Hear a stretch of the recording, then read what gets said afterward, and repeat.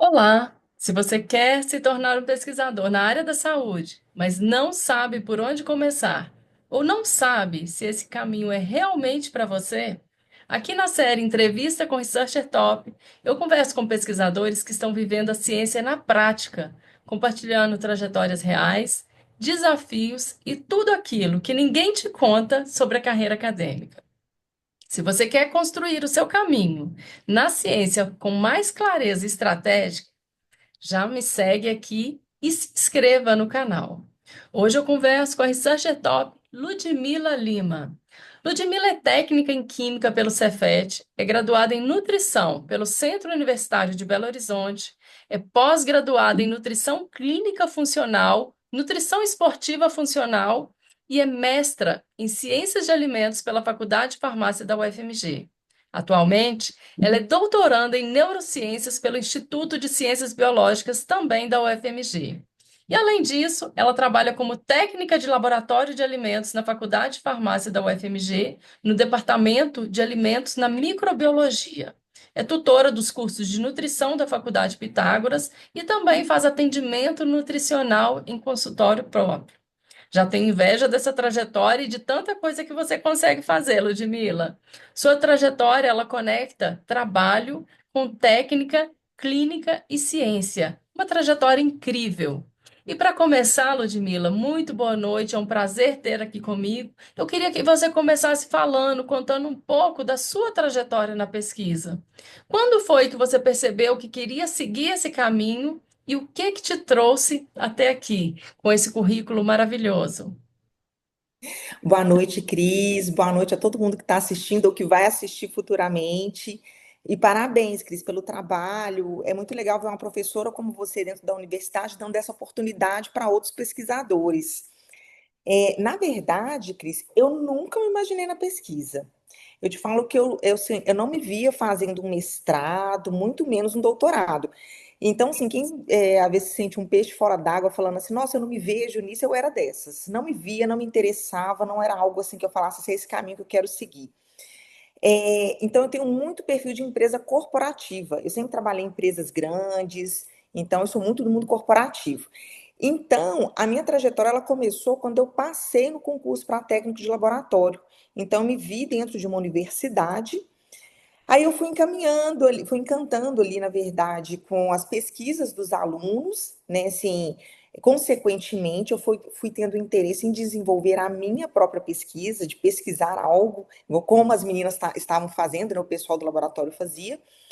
Então, quando eu terminei minha última pós-graduação, que foi de nutrição esportiva funcional, aí eu resolvi tentar o mestrado. Aí fui para o mestrado. E realmente é um processo assim trabalhoso. Eu precisei de um tempo para descansar, eu descansei 2 anos e depois eu voltei para o doutorado. Estou amando agora o doutorado, amando a minha pesquisa. O doutorado parece ser um pouco mais fácil que o mestrado, né? Porque acho que a gente já teve aquela experiência, aquela dificuldade, todo o processo Isso, mais complexo de raciocínio científico, né? Parece que o é, mestrado é um aprendizado, o doutorado é você pôr em prática aquilo que aprendeu, não é? eu vou falar pela minha experiência com mestrado. Quando a gente entra com mestrado, eu pelo menos entrei com muita fome, muita vontade de aprender. E aí eu não estava muito preparada para os obstáculos. Então, quando chegaram os obstáculos, a gente assusta. Você fica assim, meu Deus, o que é isso? Como eu vou fazer? E agora? Não tem jeito? Não, vamos resolver. Então, assim, quando eu defendi o mestrado, eu vi que é possível. E quando eu fui para o doutorado, eu já fui sabendo disso. Falei, gente, eu vou ter desafios, mas eu preciso estar preparada para. Eu preciso estar preparada ali para enfrentá-los. Então, quando eu fui para o doutorado, eu já fui sabendo os desafios. Acho que o mestrado me pegou um pouco de surpresa, com as dificuldades, ele, às vezes, dificuldades normais de todo o experimento, né? Então, assim, aí acho que assusta a gente um pouco. Então, por isso eu lembro que na época eu dei uma pausa, falei, não, eu vou descansar um pouco, porque eu preciso respirar para ir para uma segunda parte. Mas eu E sempre brincava você assim, futuramente eu quero ir para uma segunda parte, que eu falava assim, eu quero continuar.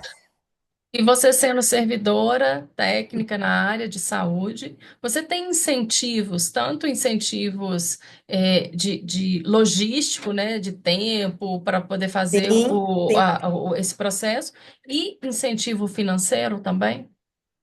Sim, eu vou falar pela UFMG, né? Como eu sou técnica da UFMG, quando a gente faz uma pós-graduação, nós temos um aumento salarial. Então, por exemplo, você tem um salário base, e aí quando você vai para o mestrado, quando você conclui, né? Tem que concluir, entregar o diploma.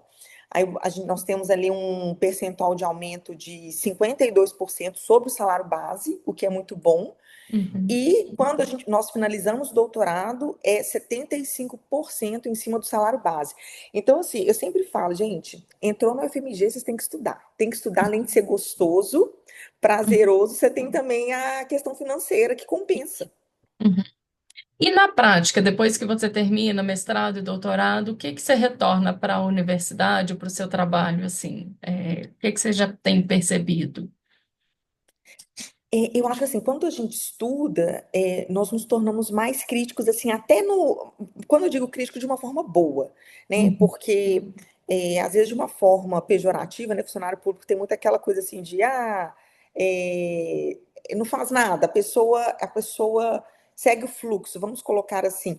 E quando Você se torna mais cético, né?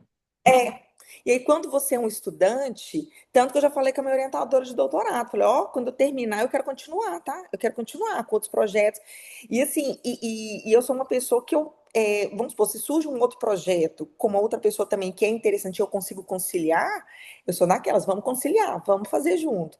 E aí, e assim, e acaba que eu acho que a gente usufrui o que a universidade tem de melhor, que é esse conhecimento, que não é, assim, mesmo que a pessoa seja funcionária pública, mas que ela não seja da UFMG, cada órgão tem suas questões ali para estudar. Então, tem pessoas que têm que pedir licença, tem pessoas que às vezes, né, o departamento concede ali uma parte do dia. E na UFMG não, eu conseguia ter essa flexibilidade. Eu tinha aula de noite, eu tinha aula de tarde, eu tinha aula de manhã, então eu conciliava ali com o meu trabalho. Então, isso para mim era maravilhoso. Era, não, é maravilhoso, né? Então, eu consigo fazer isso. Então, para mim é muito bom. Você está fazendo o doutorado hoje na neurociências. Isso. Fala um pouquinho do seu doutorado, que é super curioso, é super interessante. Eu, pelo menos, eu sou meio suspeita porque eu adoro essa área, né? Então, O meu trabalho hoje de doutorado, o que que eu investigo? Eu investigo os efeitos de uma dieta, né, com baixo teor de carboidrato, não é a dieta cetogênica, ela só tem baixo teor de carboidrato, em associação com uma terapia hormonal, que é é a low utilizando, carb que é chamada? com uma É low a low carb. carb. Uhum, A low carb. E aí, junto com uma terapia hormonal, que a gente coloca um implante de gestrinona de 100 miligramas, na saúde física e mental de mulheres hoje com lipedema na fase de pós-menopausa, uhum, né? Então, assim, aí, aí esse trabalho a gente tem essa primeira parte, que é o processo de desinflamação, que é essa dieta low carb, pode ser uma low carb, uma dieta low carb, e em seguida, quando completa um período de 30 dias, a gente coloca um implante de hormônio, um implante hormonal, que é o gestrinona, nessas uhum, mulheres. E aí a gente acompanha a evolução delas para ver por quê? Porque hoje ele não tem estudo. É o famoso chip da beleza. Ele não tem estudo na parte do lipedema. Ele tem estudo em outras áreas, né? Endometriose, ovário policístico, mas no lipedema ele não tem. Então nós não sabemos como ele vai se comportar. E é um experimento duplo cego, então assim, eu não sei uhum. quem tem implante, o médico não sabe, ninguém sabe, não.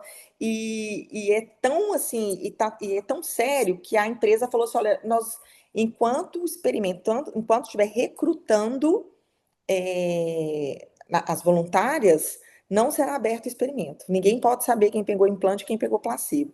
Então, assim, os meninos até, né, tem Enquanto até estiver uma situação. avaliando, não? Enquanto estiver Isso, avaliando, recrutando. Aham.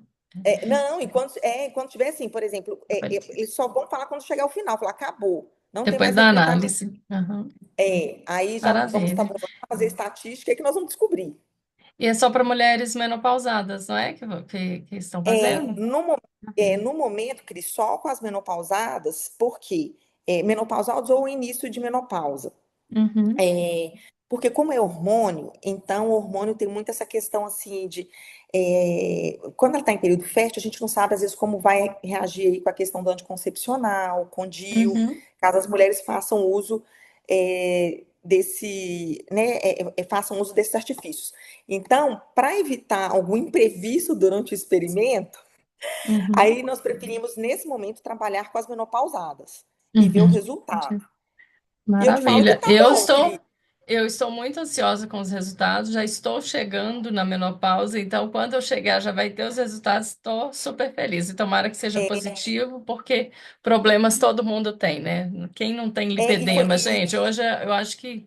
Qual que é a porcentagem, você sabe? Qual que é a porcentagem de mulheres tem lipedema? hoje nós temos, assim, considerando, por exemplo, o Brasil, nós temos em torno de 11% das mulheres com lipedema. Isso, assim, as que são diagnosticadas, porque É, é uma doença muito recente, né? é, Não, antigamente era aquela coisa, era a mulher preguiçosa, a mulher que não ia para fazer atividade física. Então, hoje se descobriu que o lipedema é uma doença uhum, e ela precisa sim de ter um tratamento diferenciado. E assim, no meu estudo eu estou percebendo isso, estou percebendo, e o quanto o lipedema ele causa dores nas mulheres, né? Que é uma coisa que eu estou avaliando, que é uhum, uma parte que eu estou avaliando essa questão da dor. E uhum. assim, e é muito interessante, porque você vai vendo assim, eu já tive a primeira turma que já fechou, essa primeira turma, aí eu fui ver a evolução, e olha que eu nem fiz a estatística. Eu fiz só tabulei os dados. Aí eu olhei e falei, gente, olha que legal, isso aqui diminuiu, isso aqui melhorou. Eu falei, gente, olha, a gente não sabe nem quem que é o placebo e quem que é tá com o implante. Tenho uma suspeita. É, Muito interessante.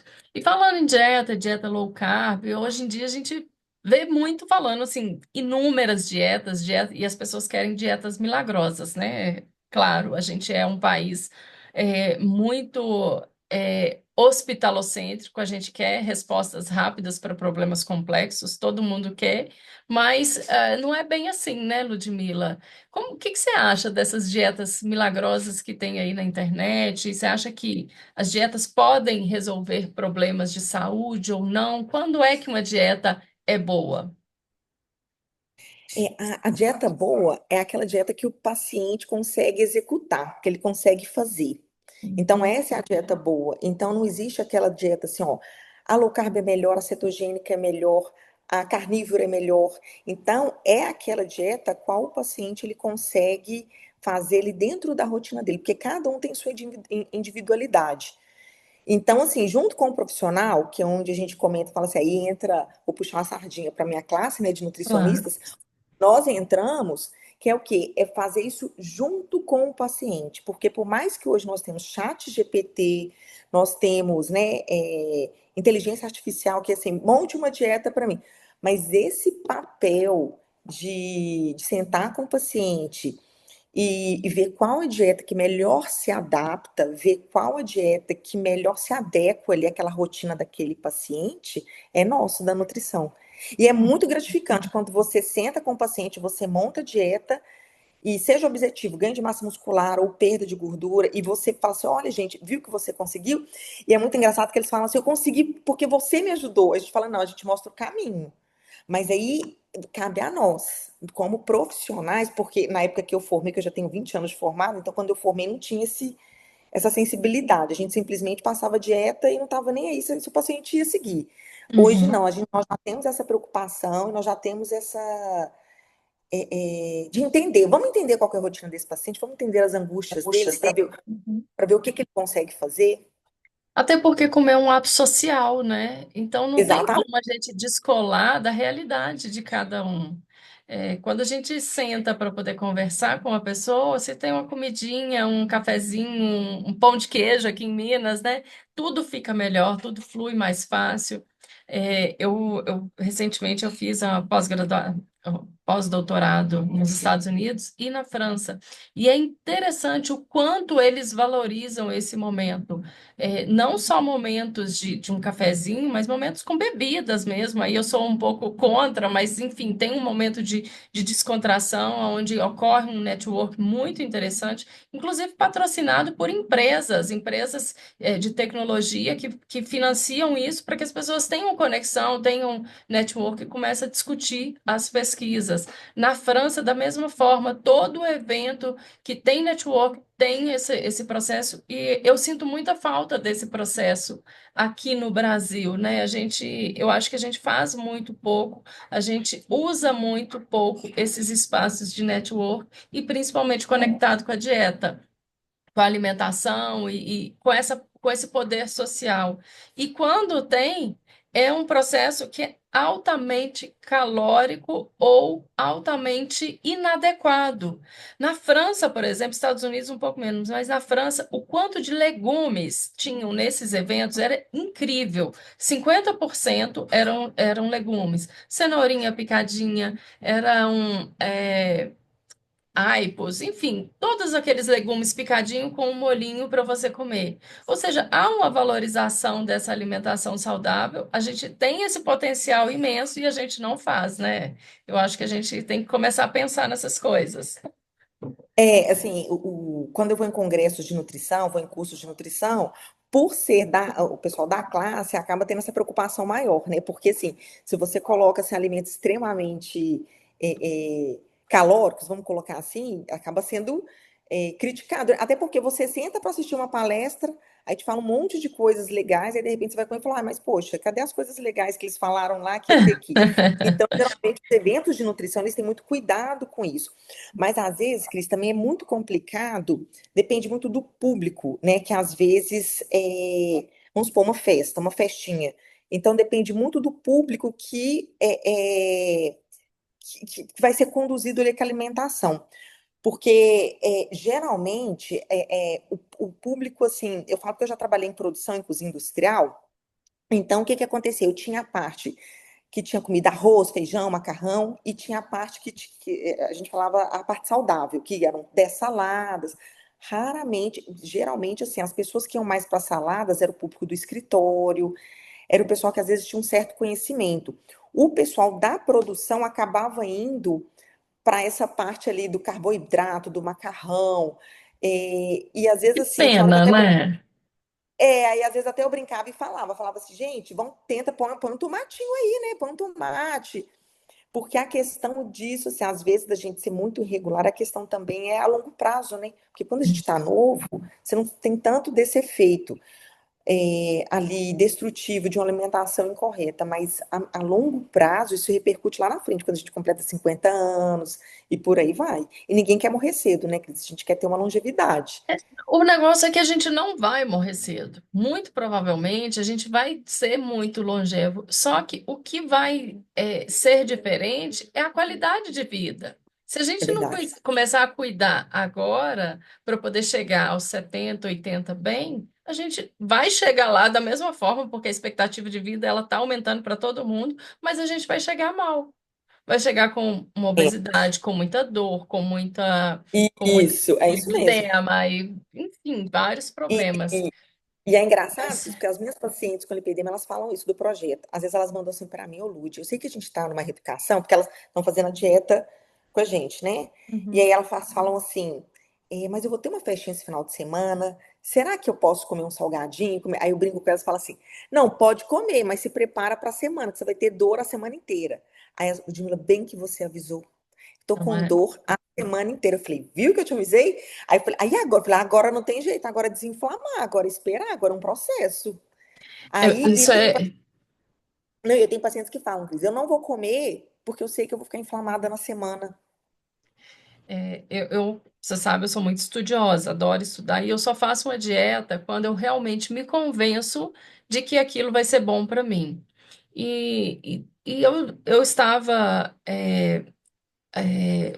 vegetariana, eu me tornei vegetariana quando eu estava na França, lá era muita comida ultraprocessada e muitos bichos diferentes. Aquilo me acabou me gerando uma irritação, além de que a disponibilidade de outras opções era muito grande, de grãos, enfim, eram coisas maravilhosas, grão de bico, lentilhas, ervilhas, e eu adoro cozinhar, fui inventando, muita disponibilidade para comprar e fazer também. Então, para mim, foi uma descoberta de um novo mundo, além de associado à prática de sustentabilidade.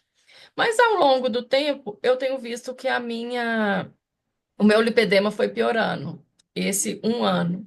Eu vi que foi piorando, eu comendo mais carboidrato, quando saía, acabava exagerando, não conseguia ter tanto aporte de proteínas, porque como eu não estava comendo carne, dependia das proteínas vegetais, né? Os grãos e tudo, eu até comia bastante, mas você chega num limite, né? Você não vai ficar comendo, sei lá, 400 gramas de feijão por dia. É Uhum, humanamente impossível para mim. E aí resolvi fazer a dieta cetogênica. Eu comprei um guia que tinha dieta cetogênica para vegetariano e fiz durante uma semana. Eu nunca me senti, tem uns 5 anos que eu faço tratamento para fibromialgia. Eu nunca me uhum. senti tão bem quanto eu me senti durante esse processo que eu estava fazendo a cetogênica. Por quê? Porque desinflamou de fato. E eu comecei a falar, gente, eu não posso me tornar, não posso continuar sendo somente vegetariana. Eu vou ter que ter mais flexibilidade para poder alcançar esse nível. Não, não precisa ser a cetogênica, eu não vou ficar em cetogênica a vida inteira, por muito tempo, mas pelo menos manter a low carb, porque realmente os benefícios são muito grandes. E aí, estudando muito sobre isso, eu já vinha estudando, na verdade, essa minha. Eu comecei a pensar nisso porque eu estudo a cannabis. E a cannabis está muito ligada à alimentação também, por causa do mecanismo dos endocannabinoides e também dietas cetogênicas que são utilizadas para pacientes em uso de terapia canabinoide, principalmente os pacientes com epilepsia refratária. Eu falei, se é bom para esse processo inflamatório, vai ser bom para o meu processo inflamatório também. E aí eu fui estudar evidência científica, vi que tem alguns estudos sobre fibromialgia, dieta cetogênica, e fui fazer, me convenci de que era cientificamente plausível e fui fazer, adorei. Então a dieta para mim é essencial, sempre, sempre achei extremamente importante. E aí por isso que eu falei, não, então eu vou chamar a Ludmila para poder vir para a entrevista, porque ela está estudando o tema, então é importante a gente também falar sobre essa trajetória, como que você alcançou isso, e é muito, muito interessante ouvir de você. Mas, bom, também queria saber, você teve um objetivo inicial que foi fazer a pós-graduação, porque você estava na UFMG, curiosidade, incentivo financeiro. Tem algum outro incentivo? Você pretende, é claro que para ser técnico, você não precisa ter esse nível de pós-graduação. Você pretende ir para outra área, se tornar, sei lá, pesquisadora, professora, e sair da sua área ou não? Você pensa em manter várias atividades ao mesmo tempo? Ô, Cris, eu gosto muito de estudar também, então estou sempre aberta a novas oportunidades, né? Eu lembro quando eu fui começar o doutorado, na época eu tinha até, lembro quando eu conversei com você sobre o CBD, o CDB, oh, meu Deus, CBD. o canabidiol, Aham. CBD. E aí, só que o problema é porque tem aquele trâmite, né, da UFMG com a indústria farmacêutica que estava demorando um pouco. E como Uhum. na pós-graduação a gente acaba tendo um prazo, né? Um prazo. Então, aí a Gisele, e na época eu estava super empenhada nesse projeto, super empenhada, estudando espectro autista e tudo. E aí a Gisele, que é minha orientadora de doutorado, né, que eu amo de paixão, ela me propôs essa. Ela falou assim, porque como ela já estava estudando, ela falou assim, Lud, o que que você acha da gente testar? O que que você acha? Então eu fui estudar o lipedema. Então, assim, fui estudar, fui entender, fui ver por que que a gente por que que nós iríamos usar essa dieta e não outra, né? Porque nós temos várias estratégias. E aí eu fui estudar isso tudo, fui pesquisar, e foi tão engraçado, porque assim, eu estava falando isso até com a professora Rosiane que trabalha comigo, eu falo assim, o novo me atrai. Eu falei com ela assim, eu gosto de coisa nova, assim, de não sei, o que que eu faço agora? Não sei, vamos pesquisar, vamos entender, vamos ir atrás de quem conhece. E aí, quando essa proposta chegou para mim, e a Gisele falou, não, Gisele, eu quero sim, vamos, assim, vou estudar, vou entender o processo, vou entender como funciona a doença, como funciona tudo que tem até hoje. Estou estudando ainda, né? Continuo estudando. Uhum. Então, assim, eu estou sempre aberta a novas oportunidades. Ótimo. Então, então, assim, estou gostando da área, estou adorando, adorando. Mas isso não significa que se amanhã eu tiver uma outra proposta também Aí eu falei assim, vamos estudar o canabidiol? Assim, porque para mim, eu que sou da nutrição, acaba assim, porque eu preciso de outras pessoas para fazer uso, né? Para Uhum. conseguir ver ali, por exemplo, a parte clínica, então eu preciso, entra aquela questão da entra aquela questão ali de outros pesquisadores também envolvidos, né? Então, assim, como não é área de prescrição nutricional, então você acaba dependendo de outras pessoas. Mas, assim, quando surgem propostas para mim, eu estou sempre de coração aberto. Para eu recusar, Cris, só se for algo muito assim, deixa eu te falar, hoje, no momento, não cabe na minha agenda, porque é um Ai, pouco bom cheio. saber, bom saber. Mas eu adoro novidades, Cris, adoro. E eu tenho tanto que assim, que a minha trajetória, eu tô te falando, faz técnica em química, vai para nutrição, depois vai para ciência de alimentos, depois vai para neuro. E eu comentei, falei, gente, sabe o que que eu adoro na neuro? Porque lá, por exemplo, quando eu estava no processo lá de fazer as matérias, as discussões eram com biólogos, com médicos, com psicólogos, com administradores, e aí era legal que eu ficava assim, gente, que legal, olha quanta informação de outras áreas. E isso para mim é muito legal. Eu gosto disso. Então, estou sempre aberta às oportunidades que aparecem. Bom, muito bom. Existe alguma dor que quase ninguém vê, assim, esse processo todo, essa animação toda, mas existem dificuldades ao longo do processo. O que que foi mais difícil para você durante esse processo todo?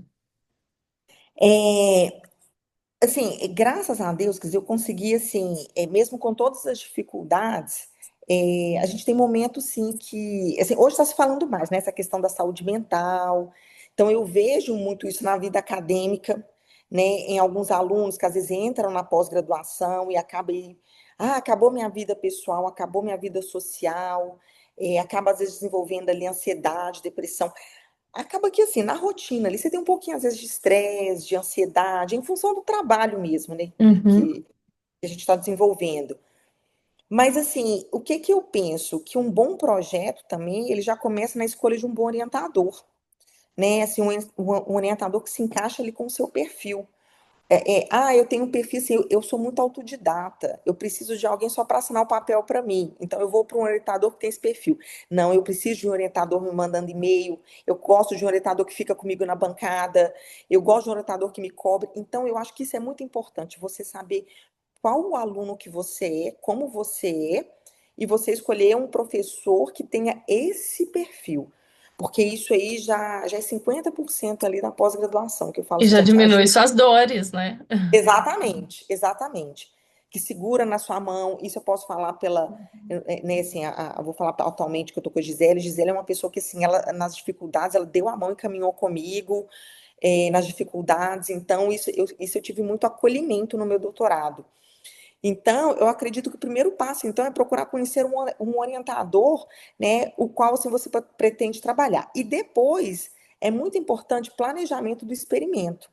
E esse planejamento, eu falo que depende muito da gente, nós que somos os alunos.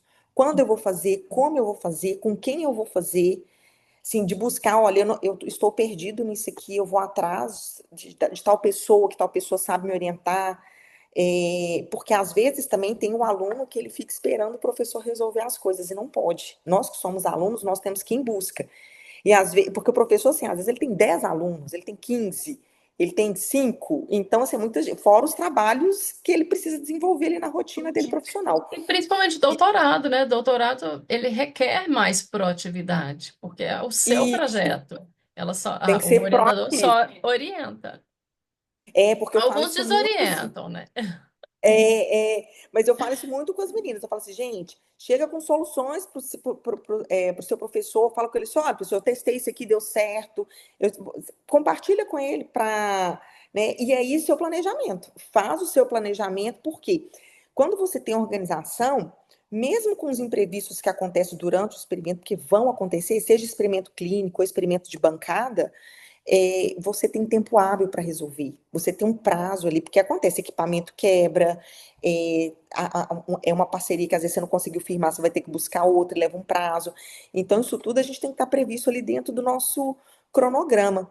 Então, você consegue resolver isso em tempo hábil sem prejudicar a sua saúde física e mental. Uhum. Né? Então, fala assim, a gente consegue sim, gente, ter vida, ter uma qualidade de vida, assim, viver. Existe vida na pós-graduação. Mas aí eu pelo menos vi que tem que ter esses dois planejamentos, Aham. né? E ter a consciência, olha, esse final de semana realmente eu preciso entregar isso, eu preciso focar. Ah, mas no próximo eu tô tranquila, eu posso fazer alguma programação. Então a gente tem que ter um pouco dessa consciência também como aluno. E entender que é um momento, é uma escolha. Se você tá, toda escolha exige uma renúncia. Se você está escolhendo a sua formação nesse momento, são 2 anos ou 4 anos que depois vão passar. Então, abrir mão de umas É isso férias, mesmo. abrir mão de algo em prol de ter um retorno maior depois, né? Exatamente. E eu que sou funcionária pública, a gente brinca e fala assim, um aumento de salário pro resto da vida, gente. Então foca. É. Maravilha, maravilha. E você acha que existe um incentivo, para a pesquisa no Brasil sobretudo, na UFMG? Você sente isso na pele? Por Cris, assim, o que eu vejo no meu doutorado e vejo no projeto assim do laboratório que eu acompanho. Não é um incentivo como lá fora. Eu acho que lá fora eles têm um incentivo muito maior, né? Às vezes é muito mais fácil você conseguir desenvolver projetos ali, às vezes uma área muito legal, que às vezes assim é uma descoberta que vai ser assim maravilhosa. Mas eu acho que, assim, como pesquisador, o que que eu penso? Quem não tem essa oportunidade de ir para fora também não pode desanimar aqui. Então, a gente tem que tentar trabalhar com os recursos que nós temos, né, dentro das possibilidades. E, assim, não é o ideal, às vezes tem hora que o pessoal fala assim, comprar coisa assim. Às vezes é uma coisa boba, Cris. Às vezes, vamos supor, você vai ficar esperando 2 meses para comprar uma coisa que custa R$ 100. Fala, gente, eu tô podendo pagar? Deixa eu pagar isso aqui para agilizar minha vida, entendeu? Eu vou ficar 2 meses esperando por causa de R$ 100. Claro que eu tô falando assim, né? Não tô falando que tem pessoas que os R$ 100 é um valor elevado.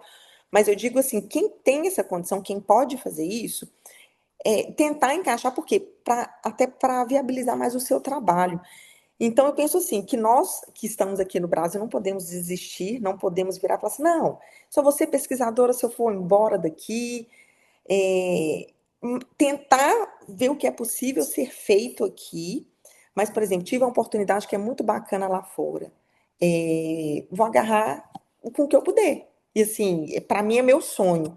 Então, eu acho que tem que seguir sim. Mas Uhum. realmente, lá fora acaba que a valorização é maior, mas não quero desestimular quem está aqui tentando. Eu acho que a gente tem que agarrar o que a gente pode. Ir Uhum. atrás, porque assim, tudo que a gente buscou, a gente conseguiu, sabe? Eu vejo lá no meu laboratório, a gente tem professores que são empenhados em buscar soluções ali para situações que às vezes assim a gente não está vendo saída para aquilo ali, e até buscar alternativa, porque às vezes, Cris, por exemplo, você está precisando de um reagente que ele custa, um exemplo, 5 mil para fazer um trabalho.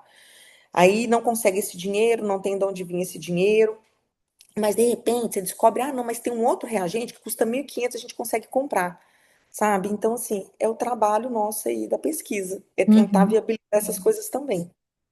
Não é o mundo ideal, mas é possível de fazer pesquisa, e a gente pensa que E também a gente está fazendo algo para o futuro e também para que outras pessoas tenham melhores oportunidades. Com certeza, quando sim, eu comecei em pesquisa, era muito pior. Agora as coisas estão um pouquinho melhores. Não é o ideal, mas a gente vai caminhando, sim, né? A é, certeza é, é que nós vamos deixar um espaço, melhor para as pessoas que estão vindo. e infelizmente, Cris, a pesquisa é muito cara. A pesquisa é muito cara. Então, assim, e olha que a gente ainda conta com colaborações. Eu tenho medo dessa fala, assim, eu tenho medo não, eu discordo um pouco quando a gente fala, porque a gente tem que ter esse cuidado. Quando a gente fala pesquisa é cara, o retorno que ela traz, ele é muito alto. É, Então a isso é pesquisa verdade? tem que ser vista como um investimento. Sim, Porque sim, quando sim, você pensa em o custo ali que está sendo gasto, primeiro, que você tem uma economia circular, tem pessoas trabalhando, tem pessoas consumindo. Segundo, que você vai produzir algo de bom para a sociedade, para a é gente só verdade, produz coisas é boas. A verdade. gente, quem não, para mim, quando você produz algo ruim, algo, sei lá, pesquisa para guerra, qualquer coisa, isso não é pesquisa, isso para mim é outra coisa. Então, eu sempre acredito que a gente está produzindo coisas boas para a sociedade. Então, isso é um investimento. E o investimento ele deveria ser um pouco mais sério, mas aí entra o É nosso verdade, otimismo, né? concordo, Você é Cris. tão otimista quanto eu. Eu sempre acredito que tá bom, a gente pode melhorar, mas tá bom. Não, mas pensando por esse lado, realmente é verdade. Porque, assim, ela acaba que o desenvolvimento da pesquisa ali acaba sendo oneroso, mas o retorno que ele traz para a sociedade lá na frente é muito maior. E é um retorno, assim, né, são descobertas, né, vou falar, por exemplo, pela minha pesquisa, né, eu falo assim, descobrindo-se algo ali que realmente comprove que tem benefício, fala, ó, gente, olha que legal, mas ele teve todo um custo ali para aquela pesquisa chegar, Uhum, não é? né? Não, olhando por esse lado, realmente, Cris. Alguma frase, algum livro, alguma pessoa que foi determinante para que você seguisse esse caminho da pesquisa? Quem mais te inspirou a seguir essa área? Cris, na verdade, não teve assim uma. Eu sempre gostei de estudar. Eu sempre admirei, por exemplo, professores que gostavam de dar aula. Eu falava assim, gente, ó, o professor, ele tem que amar dar aula, ele tem que entrar na sala de aula e ele tem que fazer daquele como a sala da sua casa, sabe? Então, e eu via isso em alguns professores, e foram professores assim, por exemplo, não só de graduação, mas eu lembro na época, por exemplo, eu tive um professor de história e ele virava para mim e falava assim: "Ai, Ludmila, você tem que estudar mesmo. Você vai longe", porque eu gostava de estudar, eram provas bem elaboradas. Então, assim, e hoje, Cris, assim, conhecendo um pouco do mundo acadêmico, eu vejo o quanto é trabalhoso, ele fazia prova aberta, e aquilo eu achava assim, eu lembro que eu ficava assim, meu Deus. Na época eu achava ele assim, o máximo, porque a prova dele era diferenciada, né? Era aquela prova que você tinha que dar. E eu sempre admirei muito isso. Profissionais vamos pegar no caso de um professor, né? Um professor que dava aula e na prova dele ele cobrava, assim, não era aquela prova assim que você podia pegar, pega com o pessoal da turma da frente, que você consegue fazer a prova. E aí eu vi que aquele professor sentou, ele elaborou, ele fez aquelas questões e eram matérias assim, que falava, gente, eu formei, mas eu aprendi aquela matéria. Eu tirei nota ruim, mas eu aprendi. Então, assim, eu sempre gostei, mas eu não me via na área acadêmica porque eu achava que era muito complexo, que eu falava assim, não, gente, é muito. Às vezes eu tinha dó, assim, hoje já se conhece o TDAH, mas na época não tinha esse conhecimento, então eu ficava com dó de alguns alunos que não conseguiam acompanhar a turma. E aí eu falava, eu não dou conta de ser professora. Eu não dou conta porque eu vou ficar com dó desses alunos, eu vou ter muita dó, então eu não vou reprovar esses alunos. Eu venho de uma época que tinha bomba na escola, né? Que você tinha reprovação. Então, assim, aí Tanto o pessoal tempo era que eu não reprovar. ouço esse termo, bomba, falar Aí tinha bomba. reprovação, então aí assim, então, Cris, o que que acontece? Eu não tive uma pessoa em específica que me marcou. Eu tive bons profissionais na minha vida acadêmica que eu me espelhei na Uhum. organização, que às vezes eu via, que às vezes eu falava assim, por que que essa pessoa consegue concluir se a outra não consegue? Porque essa aqui é organizada. Essa aqui ela senta, ela faz, ela planeja. Então, eu sempre admirei isso. Então, se não for, igual eu tô te falando, eu tive alguns professores, por exemplo, eu posso falar pela minha orientadora do doutorado, a Gisele é uma pessoa extremamente organizada, é uma pessoa assim que sempre me dá retorno das coisas que eu preciso.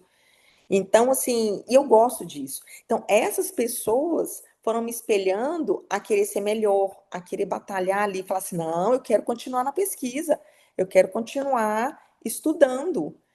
Mas não teve uma pessoa assim, foco não, sabe? Pra gente falar assim, essa pessoa, tiveram um conjunto de situações e pessoas Sim, ali que me com despertaram isso. certeza.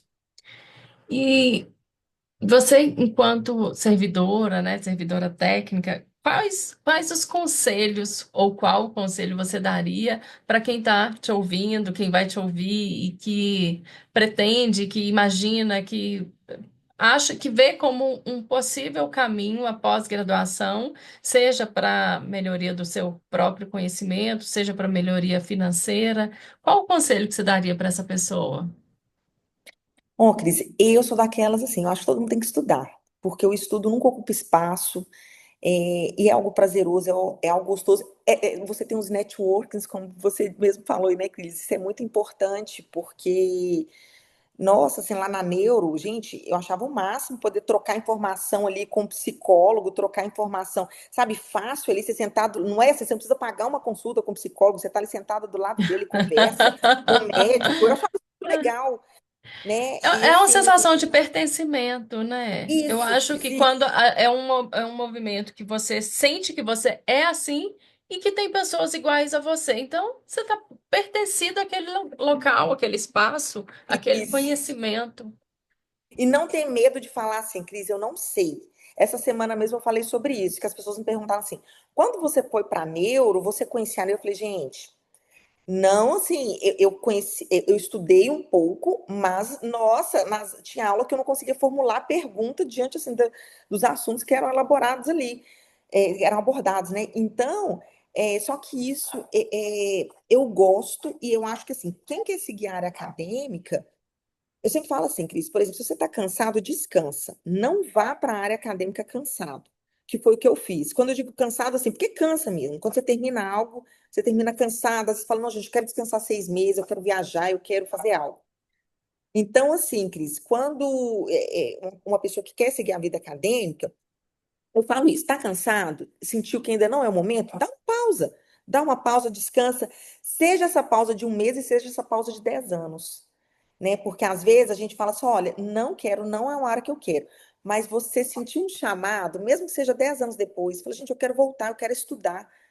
Volta, fala assim, volta que a universidade vai estar sempre de portas abertas e sempre ali à procura de pessoas interessadas para aprender mais e para abarcar esse conhecimento, Cris, porque assim, o gostoso da pesquisa é quando você conclui e você tem um dado, seja para você levar para a população, seja para você levar para o meio científico. Fala, olha aqui, eu Uhum, descobri aqui, que daqui vocês podem partir para outro caminho. Ou levar para a população, que é o caso do meu projeto, que né, vai para a comunidade médica, e aí eles vão ter acesso a uma informação que hoje nós não temos. Então, assim, tá cansado? Descansa e depois volta. Volta porque sim, o conhecimento não ocupa espaço e é gostoso demais. É muito gostoso assim.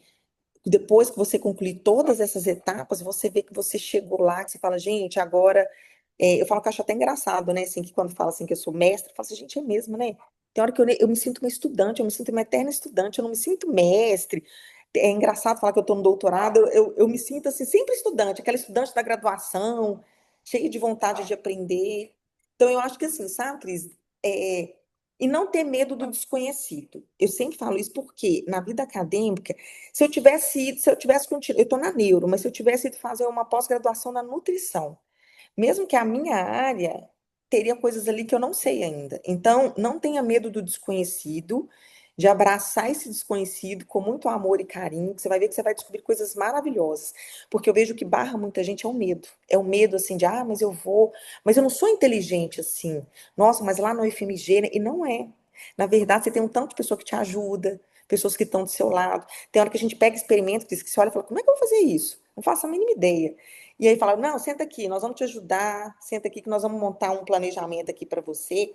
Então, eu acho que assim, é não ter medo, não tenha medo, mas vá assim, disposto a abraçar também as dificuldades, porque tem as dificuldades, a gente tem que estar disposto a abraçar essas dificuldades que aparecem. Porque uhum. quando você gosta do projeto, e é uma coisa que eu falo também, que não faça nada que você não goste. Se você não gostou, se está caminhando por um caminho que você não se sente confortável em dar continuidade, chega para o seu orientador, conversa com ele, fala, olha, não estou gostando, porque né, vale a pena também conversar, não é tudo que, não é tudo também precisa fluir de uma forma agradável. Você pode chegar e pode conversar, que é essa visão que as pessoas não têm, que às vezes acham assim, não, só vai Caxias, já é aluno da professora, por isso que deu continuidade. Não, sabe? Se mostre, se apresente. Fala, oi, professora, tudo bem? Eu conheci seu trabalho.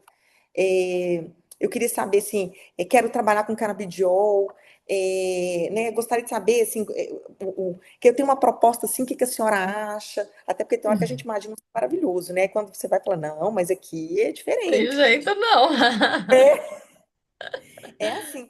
E assim, eu falo muito com os alunos, sabe, Cris, da graduação, que quando a gente termina a graduação, a gente está muito cansado, muito cansado, muito cansado, porque é muito exaustivo, né? Estágio, aula. E aí, tanto que assim, são poucos os que falam assim, aí eu vou dar continuidade na pós-graduação. Nossa, acho que a maioria que eu vejo fala, não, não, não, vou parar. Passa 6 meses, Cris, às vezes até menos, até eles voltando para o mestrado, Uhum. dando continuidade. Eu falo, viu, eu sabia, porque quem gosta de aprender não desiste, volta. Essa é uma pergunta interessante para você. É para todo mundo? Você acha que a pesquisa, se tornar um pesquisador, e aí pensando, conectando a questão do técnico, o técnico está lá, ele tem um incentivo de fazer, que é o incentivo financeiro, mas todo mundo deve fazer? Quer dizer, eu não sei se todo mundo deve, porque a gente acaba que tem que respeitar um pouco tem gente que não quer, fala assim, eu não quero, para mim tá bom, eu não tenho vontade eu quero chegar em casa, assistir minha televisão, final de semana, eu quero ficar tranquilo, eu não quero isso. Uhum. Então, eu não sei se todos devem fazer em função disso, mas eu acho que todos aqueles que sentem esse chamado, que têm essa fome de aprender, devem fazer. Porque é maravilhoso. Eu falo porque assim, é maravilhoso, mesmo com as dificuldades. Você se sente assim, quando você está lá, ó, fazendo a sua apresentação, que você tem uma banca de professores te avaliando, que no final você recebe seu diploma, é muito lindo, Cris, é muito lindo. Você virar e falar assim, gente, eu venci diante de tudo aquilo que me apareceu ali, que parecia que não ia sair do lugar. Então, eu acho que para essas pessoas que têm medo, mas sentem um chamado para a pesquisa, eu acho válida sim ela jogar esse medo para um lado, encarar esse medo e falar assim: olha, eu vou me dar essa oportunidade. Mas para aquele que fala assim, minha vida tá boa, meu salário tá bom, é isso que eu quero mesmo, eu quero descansar, não quero ter dor de cabeça, também tá bom, se a vida tá boa assim, então não vamos deixar quieto, não vamos mexer. Então, sim, né? Vai o que cada um quer para sua vida. Exatamente, exatamente. Bom, para fechar, né, a conversa está muito boa, mas a gente precisa fechar. O que que faz de você uma researcher top? Eu te convidei por ser uma researcher top, você é muito top, tem um currículo maravilhoso, é uma pesquisadora nata, né, de gostar de aprender, de buscar, mas então não apenas por esses títulos, mas pela forma como você constrói, né, a sua carreira, a sua vida, o seu objetivo de vida. O que que te faz se sentir uma researcher top? Diz, eu gosto muito de aprender. Eu falei muito isso aqui o tempo inteiro, né? Não, eu gosto de aprender. Eu gosto muito de aprender. Então, eu não tenho medo de desafios e de conhecer o novo. Não tenho medo. Então, tentar entender lacunas científicas para mim no trabalho, né, que nós propomos aí a fazer, é muito desafiador. Então, questionar paradigmas, conectar diferentes áreas, porque, por exemplo, o meu trabalho eu tenho muita ajuda médica. Uhum. Nossa, hoje mesmo eu recebi uma mensagem do médico que trabalha na clínica que eu faço meu projeto, Ludmila, o que você precisar, você pode contar comigo.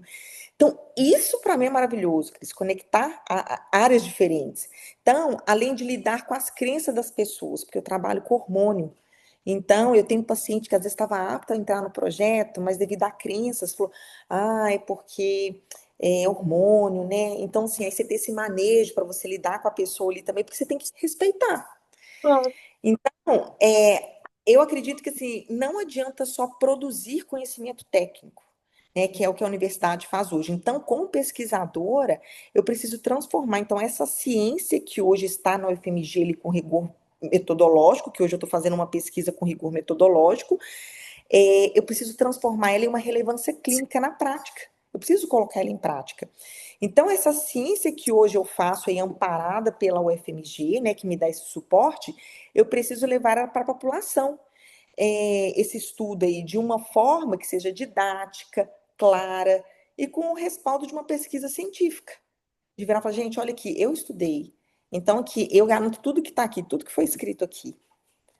Então, isso, assim, que me faz tentar ser aí uma pesquisadora. Essa fome de é uma poder. researcher top. Use sempre essa frase, sinta-se, você é uma researcher nata. E eu gostaria até de falar um pouquinho sobre a questão que você falou, eu me sinto um estudante. Na verdade, todo pesquisador ele tem essa consciência de que quanto mais ele estuda, mais ele precisa estudar. Menos ele Verdade. sabe, porque a gente sabe da profundidade que são todos os conhecimentos. Então, não é porque você se sente um estudante, é porque você tem consciência da vastidão do conhecimento. E isso sim é ser uma researcher top, porque você tem consciência do que de fato é a ciência. Ludmila, parabéns pela trajetória. Assim, você nos inspira e eu tenho certeza que você vai inspirar outras pessoas que estão nos ouvindo, que vão nos ouvir aqui. E eu já digo aqui, né, para todos que estão nos ouvindo, que se essa conversa fez sentido para você, deixa seu like, compartilha com alguém que também quer ou deveria seguir na ciência. E me conta aqui nos comentários qual foi o maior insight que você teve com essa entrevista com a Ludmila. E se você quer dar os próximos passos para se tornar um pesquisador na área da saúde, me acompanhe por aqui e pelas minhas redes sociais. A gente se vê na próxima entrevista com o Researcher Top. Se você quer construir o seu caminho na ciência com mais clareza e estratégia, vem com a gente. Ótima noite para vocês, até a próxima. Obrigada, Cris. Boa Obrigada, tchau, noite. tchau.